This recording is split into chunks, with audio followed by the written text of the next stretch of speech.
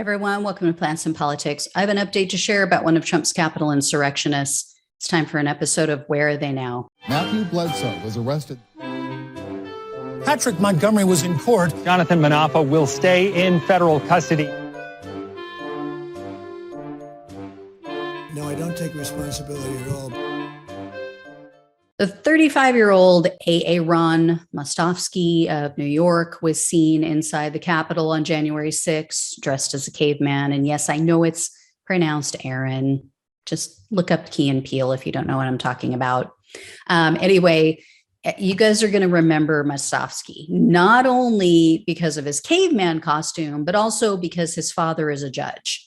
And like so many other clout chasers, Mostofsky shared photos and videos on social media, of course. He shared photos and videos that he took both outside and inside the Capitol. And somewhere along the way, Mostofsky lifted a riot shield and a bulletproof vest from an officer because he was seen in photos wearing the vest and he was carrying the shield. And in an interview with the New York Post that day at the Capitol, Mostofsky said, among other things, quote, "The election was stolen. We were cheated. I don't think 75 million people voted for Trump. I think it was close to 85 million. When asked about the shield and the vest, he told the reporter that he found them on the ground. And Mostofsky said he also found a hat on the ground, but he gave that to officers because that could be someone's personal property. No logic. Anyway, the FBI found private messages that Mostofsky sent to other people. One read in part, quote, "It was like, I'm here now. How did I get there?"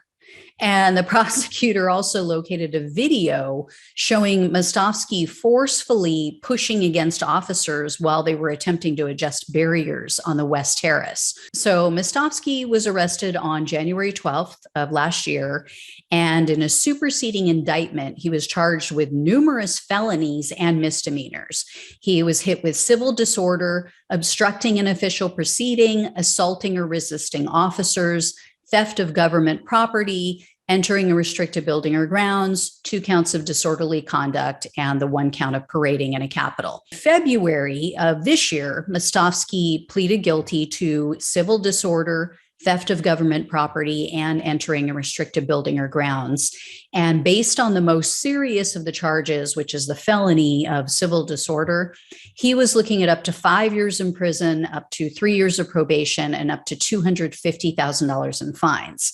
However, the prosecutor was asking for only 15 months behind bars and a $2,000 restitution fee. In court, Mostofsky said that he was ashamed of his actions, and he said, quote, "When it started getting chaotic to a point that I had never experienced, I started to make bad decisions." And Mostofsky now alleges that he feels sorry for the officers, and he says that he didn't celebrate when they were injured. I mean, what a guy.